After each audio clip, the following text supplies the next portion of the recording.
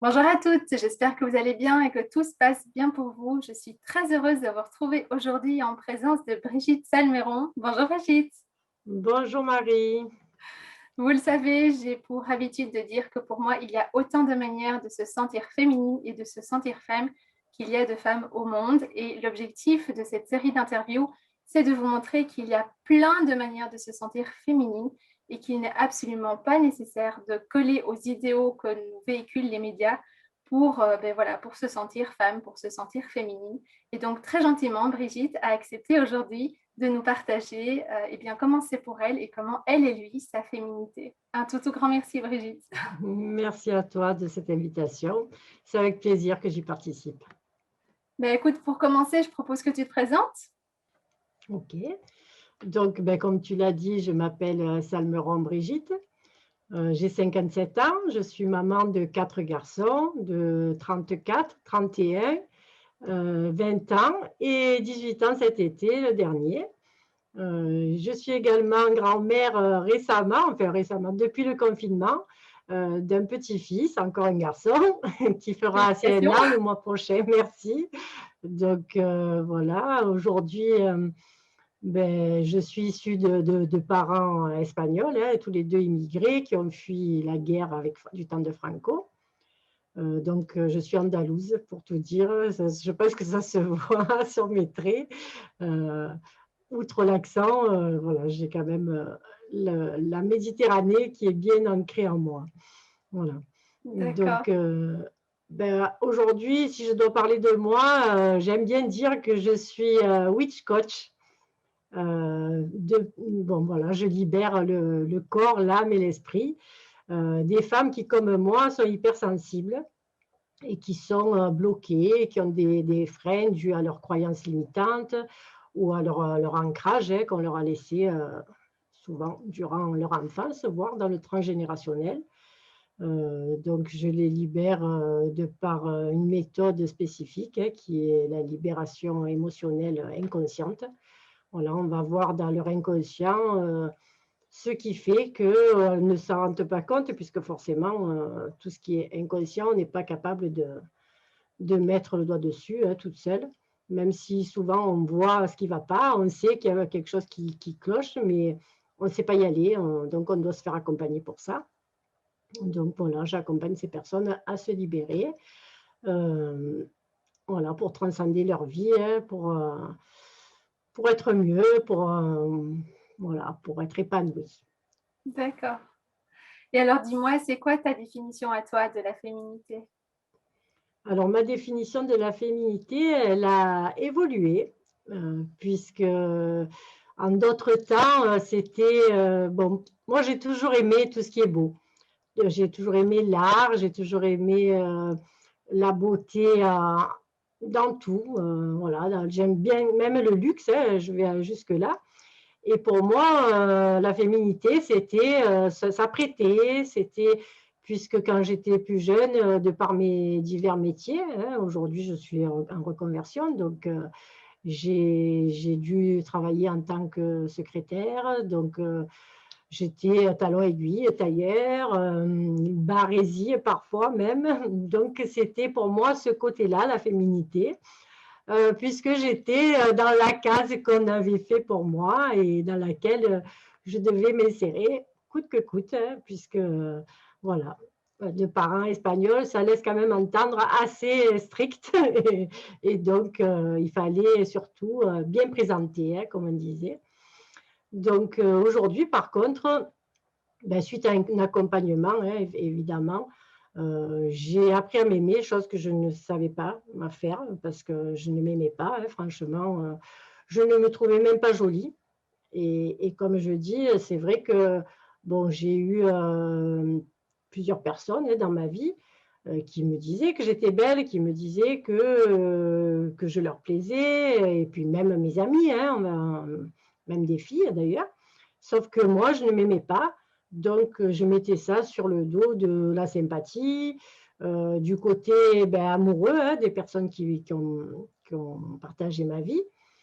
Ou alors, quand ça venait de mes enfants, c'était attendrissant puisque c'était mes enfants. Donc, forcément, la maman, c'est la plus belle. Hein, donc, voilà. Mais moi, personnellement, je ne m'aimais pas. Il m'arrivait même parfois de passer devant le miroir et de me faire des grimaces ou de me tirer la langue ou parfois d'avoir des propos pas très sympathiques même envers moi. C'était compliqué, c'était compliqué. Donc, j'ai été accompagnée parce que autant aujourd'hui je suis coach et j'accompagne les personnes, autant quand c'est envers soi, on a besoin d'être accompagné pour se libérer, hein, pour trouver, mettre le doigt, l'accent sur ce qui ne va pas parce que quand ça fait mal quelquefois, ben, on n'a pas envie d'y aller tout seul. Donc, le cerveau nous met en sécurité, nous garde dans ce qu'on connaît, hein. Donc, voilà, je me suis fait accompagner. J'ai appris à m'aimer. J'ai appris à me parler autrement, à me respecter, à m'honorer. Donc, voilà, petit à petit, aujourd'hui, je vais vers une spiritualité. Je m'ouvre à ça de plus en plus, hein. Je laisse mon côté aussi holistique, je laisse mes dons, puisque c'est quelque chose que j'ai toujours eu, hein, ça aussi, et que j'ai toujours refoulé parce que ça me faisait peur. D'où le petit nom de Witch Coach, parce que finalement, witch pour sorcière. Aujourd'hui, je l'assume totalement, hein. C'est ce côté-là qui me plaît. Parce qu'effectivement, j'ai des dons en dehors de l'intuition qui est très forte chez moi. J'ai des dons de clairaudience et de clairvoyance, ce qui m'aide justement auprès de ma clientèle à les libérer et à mettre le doigt dessus rapidement sur ce qui ne va pas et aller, comme on dit ici à Marseille, droit au but. Donc voilà, je développe ça et c'est vrai que la spiritualité avec tout ce qui s'y associe, la méditation, l'ancrage, la respiration, être dans le moment présent et profiter et s'accorder à soi-même du temps. Donc tout ça fait ressortir aujourd'hui une autre forme de féminité que j'ignorais et que je préfère même à tous ces artifices, même si on ne va pas se cacher, j'aime bien l'autre côté, puisque en dehors de ce côté coach, je développe également un business dans tout ce qui est le domaine de la beauté, du bien-être. Et du coup, d'ailleurs, ça fait même référence à un de mes tout premiers emplois envers une marque de cosmétiques que je ne citerai pas parce que ce n'est pas le but ici, mais qui me permettait d'utiliser et de profiter de tous ces petits maquillages, parfums, déjà depuis mes 15 ans, et qui permettaient de me mettre en beauté, comme on dit, et d'accentuer les traits que j'aimais bien chez moi, malgré tout. Voilà, donc il y a un peu des deux, mais la beauté de l'âme reste la plus belle et celle sur laquelle je mets le point fort aujourd'hui. C'est celle qui fait ressortir en fait ce qu'on a en soi et on émane ça et il n'y a rien de plus beau. Donc une beauté naturelle, c'est aussi très beau. Il n'y a pas besoin de se farder, il n'y a pas besoin, de toute façon, même quand je suis sur la cosmétique, j'aime bien quand même faire un maquillage discret qui ne se voit pas, qui fait juste qui met un appui, voilà, ce que je veux mettre en évidence, les côtés qui me pèsent le plus chez moi, par exemple. Voilà. Et c'est vrai que ce côté spirituel est dans ça, éveille surtout. Voilà. Et alors, dis-moi, au quotidien, à quel point est-ce que tu te sens connectée à cette féminité et qu'est-ce que tu fais pour la nourrir?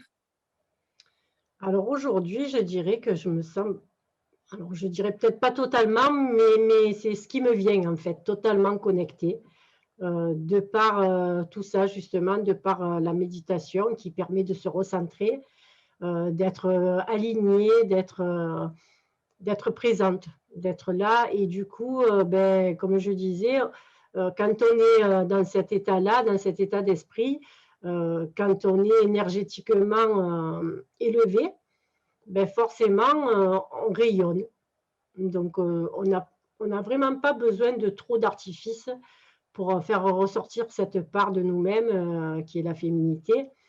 Donc, quand on fait référence à la féminité d'après le dictionnaire, ben, franchement, on est catalogué, quoi. On est dans une case où on a des critères, voilà, auxquels on est collé, quoi. On a une étiquette féminine. Aujourd'hui, ben, ma définition à moi, elle est tout autre, hein. Elle est se faire confiance, s'aimer, s'apporter du bien-être, prendre un moment pour soi chaque jour. Je trouve que c'est quand même assez important. Euh, voilà, par des petits trucs et astuces, hein.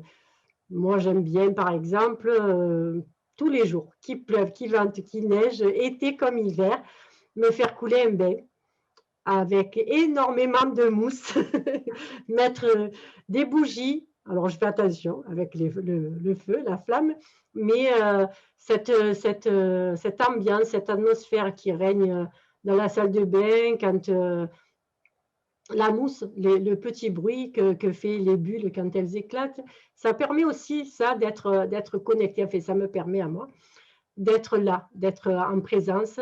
Je mets une musique douce, pas forcément une musique de relaxation, ça peut être du style lounge ou autre. Voilà, je suis là sans être là, un peu une forme d'auto-hypnose. Et c'est vraiment quelque chose de fort. Voilà, je suis sensible, puisqu'en tant qu'hypersensible, je suis sensible à beaucoup de choses, au parfum, au bruit.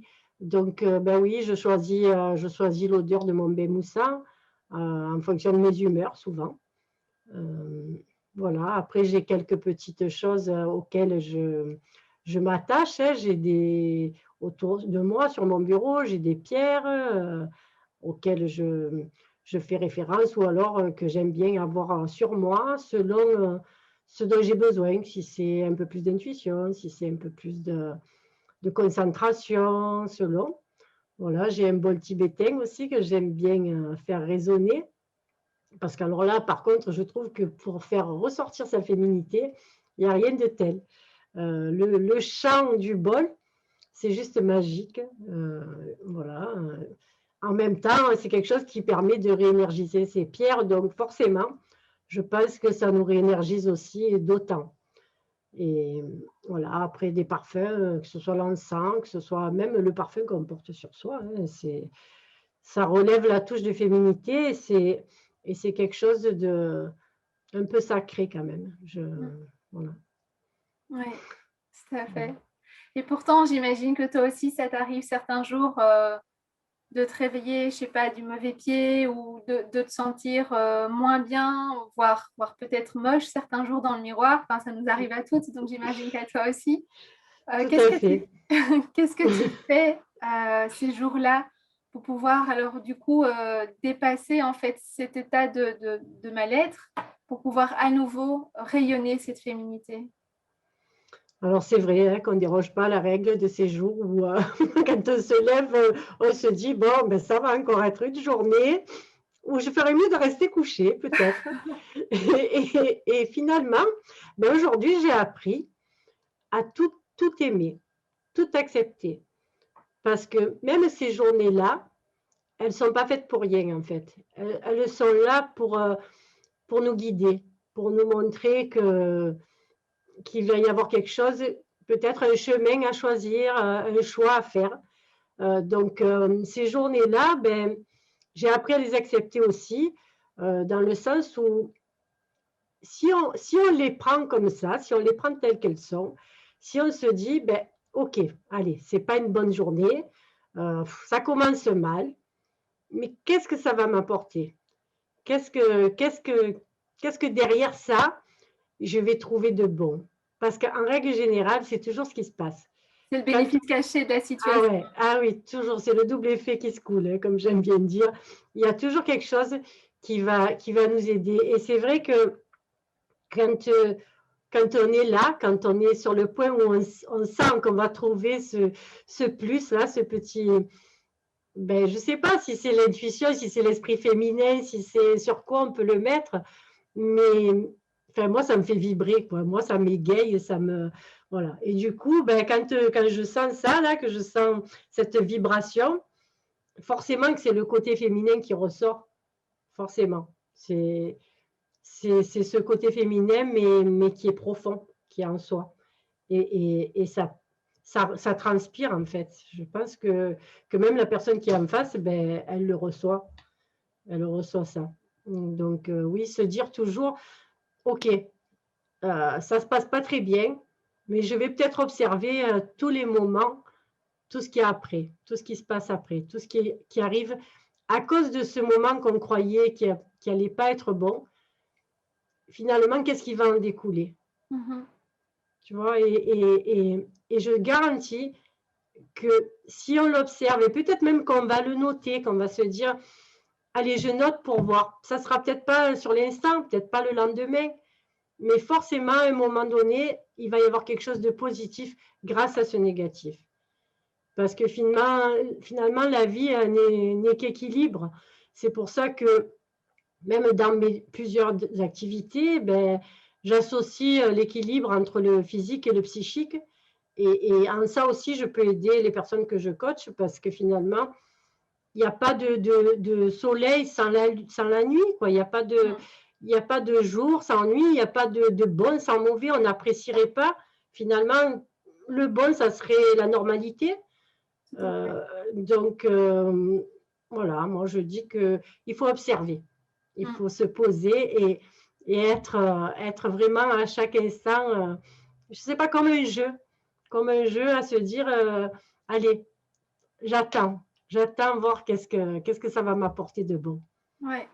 Et puis, comme tu dis très bien aussi, de la même manière que chaque pièce a deux faces, quelque part, s'il n'y avait pas de temps en temps un côté plus difficile, négatif, bon, chacune met ses propres mots là-dessus, mais parfois, du coup, on ne verrait pas non plus les pépites qui se trouvent de l'autre côté et qui se cachent derrière.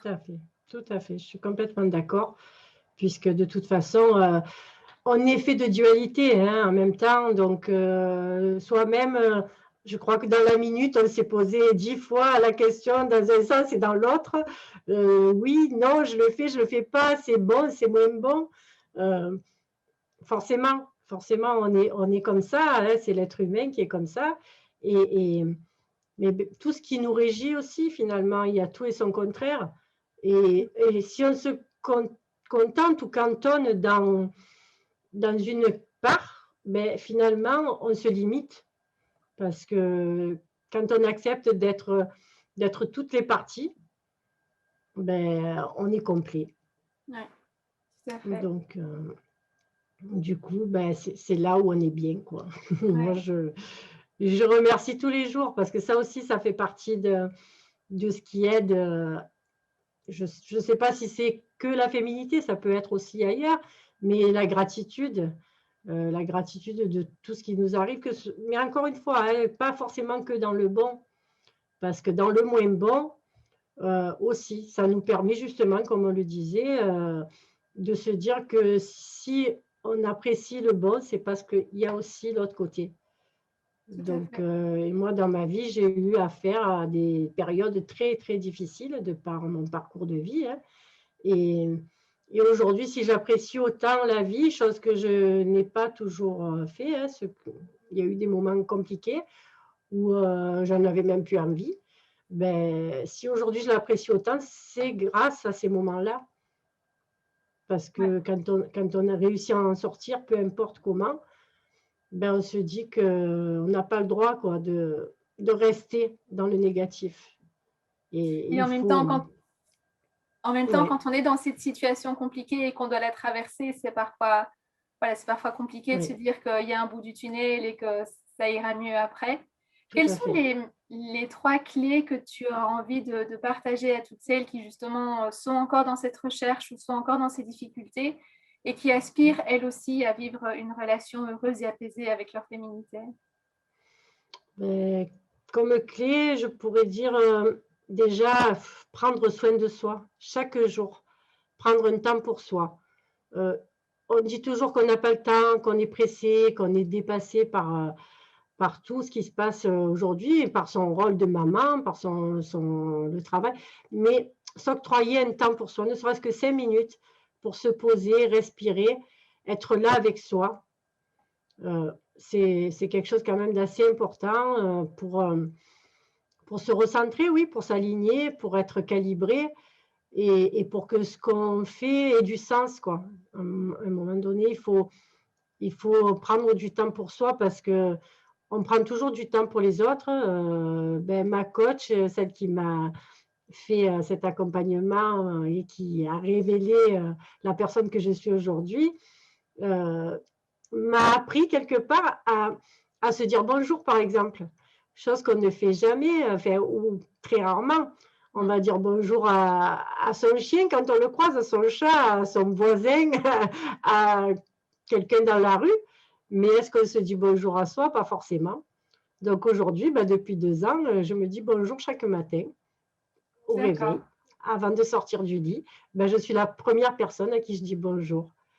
Parce que finalement, il faut, il faut se traiter, et ça serait peut-être ma seconde clé, euh, de la façon dont on traite les autres. Je veux dire, si on parle à sa meilleure amie avec compassion, avec bienveillance, avec tout l'amour dont on peut lui donner, ben, je trouve que la première personne à qui on doit accorder ça, c'est déjà nous-mêmes. Parce que si on est rempli d'amour, si on est plein de compassion pour soi, si on est heureux avec soi, ben, forcément qu'on on peut donner ça à l'autre. Si on ne l'est pas, c'est compliqué. C'est compliqué de partager quelque chose qu'on n'a pas. Donc, cette deuxième clé est quand même assez importante de dire, traite-toi comme tu aimerais qu'on te traite. Parle-toi de la façon dont tu aimerais qu'on te parle. Déjà, en premier lieu, ce n'est pas ce que je faisais, je le répète, hein, je me parlais avec des mots assez violents quand je me croisais devant le miroir. Et aujourd'hui, ben, je me parle avec douceur, je me trouve belle et je me le dis. Et c'est important. Et après, en troisième clé, ben, je dirais faire ce qu'on aime. Faire ce qu'on aime, c'est important. Faire ce qui nous apporte de la joie, du plaisir, du bonheur, savoir qu'est-ce que c'est pour nous le bonheur. Qu'est-ce qu'on attend de la vie, sur quoi on peut mettre l'accent pour. Alors on dit positiver, ok. Après le positivisme c'est autre chose, mais qu'est-ce qui nous porte de la joie? Qu'est-ce qu'on aime faire? Qu'est-ce qui est un don chez nous? Qu'est-ce qui est naturel? Qu'est-ce qui nous met en valeur? Qu'est-ce qui fait ressortir sa valeur? Ça c'est important. Donc ouais, ça serait un peu axé sur ça, les 3 clés que je pourrais donner. Mais c'est très intéressant parce qu'effectivement, tu remets vraiment, je trouve, un concept qui est vraiment central et qui est hyper important, c'est le respect de soi, en fait. Tout à fait. Quand tu dis se dire bonjour, se parler comme on aimerait que les gens nous parlent ou comme on parlerait à sa meilleure amie, enfin, pour moi en tout cas, c'est une base effectivement pour pouvoir renouer une relation corporelle. Simplement déjà, enfin, je veux dire, de base harmonieuse, quoi, sans même qu'on commence à regarder les détails qu'on n'aime pas, enfin voilà, ou bien la tête qu'on a ce jour-là dans le miroir, mais simplement déjà retisser une relation, parce que beaucoup de femmes, je pense, sont coupées de leur corps. Tu sais, on a un peu la tête et puis ce qui est en dessous, on ne regarde pas trop. Complètement. Complètement. Et c'est vrai que la notion de respect est vraiment essentielle. Donc, merci beaucoup de la remettre au centre. Oui, avec plaisir, parce que c'est vrai que même au niveau du toucher, on a du mal quand on ne s'aime pas, quand on ne s'apprécie pas, à se toucher. On a du mal. Moi, je sais que quand je me maquillais, par exemple, puisque comme je l'ai dit tout à l'heure, j'ai toujours aimé ça, hein, mais en fait, j'ai remarqué aujourd'hui que je ne me regardais pas. Je me maquillais l'œil, ben je regardais le détail de là où j'allais maquiller, où j'allais poser le pinceau. Mais moi, je ne me regardais pas. Donc aujourd'hui, ben, je prends du recul. Je regarde si ce que je vois dans le miroir me plaît. Si je suis en phase avec la définition que j'ai de la féminité et de la beauté. Voilà, si je corresponds à ma valeur. Oui, plutôt que de simplement appliquer des techniques de maquillage tout à fait. De manière automatique et sans vraiment prendre ce recul dont tu parles pour vérifier qu'en fait ça nous correspond dès que ce soit vraiment exactement que ça nous représente. Moi, même au niveau que ce soit vestimentaire, je ne suis que rarement la mode. Je m'habille et m'apprête comme j'ai envie, comme j'aime. et comme l'humeur du jour, on va dire, je peux être très rock'n'roll, comme je peux être glamour, comme je peux être en mode cocooning parce que je n'ai pas envie de m'apprêter, mais je m'aime aussi comme ça. Je m'aime dans mon pyjama, dans mon doudou, comment on veut l'appeler. Bien sûr, aujourd'hui, je suis totalement en phase et totalement en accord avec tout ça. Ouais. Donc, s'aimer tel qu'on est, c'est important. Mais ne pas se leurrer aussi, hein, parce que des fois, on dit, si on a pris du poids, par exemple, on va par confort dire, oh, et puis je m'en fiche, c'est OK. Mais intérieurement, qu'est-ce que tu sens? Ouais. Est-ce que c'est vrai? Ouais. Est-ce que tu t'en fiches vraiment? Tout à fait. Parce que se raconter une histoire pour qu'elle tienne la route, c'est facile. Mais il faut aller chercher au fond de soi comment on s'aime et ne plus porter de masque quand on est seul face au miroir. C'est important. Donc, c'est vrai. oui. Cette relation vraie et authentique à avoir avec soi-même, en fait. On parle souvent de l'authenticité avec les autres, mais on oublie que la première personne avec qui on doit avoir cette relation, c'est soi-même. Complètement, complètement. Puisque si... Après, c'est toujours pareil, c'est difficile hein, quand c'est pas conscient forcément. Des fois, on va dire ouais, c'est OK, quoi. Puis je m'en fiche, on fait un régime, on maigrit pas, et qu'est-ce qu'on va dire? Ben, je m'en fiche. Pourquoi? Parce qu'on n'a pas le résultat escompté et qu'on prend ça comme un échec. Mais si l'échec, on le transformait et qu'on disait que c'est qu'une expérience, que c'est qu'un apprentissage, que c'est qu'une façon d'y arriver, puisque ben, ça ne sera pas ce côté, on sait que ce n'est pas de cette façon, on va tenter autre chose. Ça peut passer par l'alimentation, réapprendre à s'alimenter, parce qu'aujourd'hui, on mange tout et n'importe quoi, on mange mal. Et ça passe aussi par là, la féminité, ça passe aussi par qu'est-ce qu'on va donner à son corps, comment on le respecte. Je ne sais pas, aujourd'hui, moi, je ne fais plus trop d'activité physique de par des accidents que j'ai eus et qui m'ont pénalisé. J'en ressens les effets, hein. C'est important aussi, peu importe ce que c'est comme activité, c'est important, puisque ça va faire vivre toutes les parties de son corps qu'on a parfois oubliées. On a des muscles qu'on ignore hein, et qu'en travaillant, eh ben, c'est vrai que quand on s'affine, quand la silhouette se redessine, à ce moment-là, on s'apprécie un peu plus. Alors dire quand on est, comme je dis aujourd'hui, je suis empâtée parce que en pleine ménopause, ça aussi, c'est quelque chose qu'il faut passer. Je ne vais pas dire je m'en fiche, parce que ce n'est pas vrai, parce que je ne m'en fiche pas. Je n'ai pas le choix, donc je l'accepte. Ça, c'est autre chose. Ouais. Accepter l'état dans lequel on est, dans lequel on vit, c'est ce qui va nous aider à avancer aussi. Parce que dire je m'en fiche, c'est se leurrer, hein, c'est complètement faux. Parce que si on avait une baguette magique, eh bien, il y en a beaucoup qui se changeraient, qui se transformeraient. Ouais. Donc, non, je ne m'en fiche pas. Après, j'accepte parce que je ne veux pas non plus que ce soit une souffrance et que je ne veux pas que ce soit difficile à vivre. Mais le fait d'en être conscient, de l'accepter, ben là, on peut agir. Et on peut faire en sorte d'essayer et de ne pas être dans l'échec, mais d'être dans l'apprentissage, dans le test, dans... Voilà. Pas prendre forcément l'échec comme quelque chose de négatif, hein. C'est quelque chose qui nous aide à faire au mieux la prochaine fois. Oui, c'est une expérience de vie. Tout à fait. Tout à fait. Il faut juste arriver à le voir comme ça quand on est en plein dans le... Oui, c'est difficile. Plein dans le creux. Quand on est dans le creux, moi, il y a une phrase qu'un ami m'avait dit une fois, parce que voilà, j'ai été veuve à 35 ans avec 2 premiers enfants.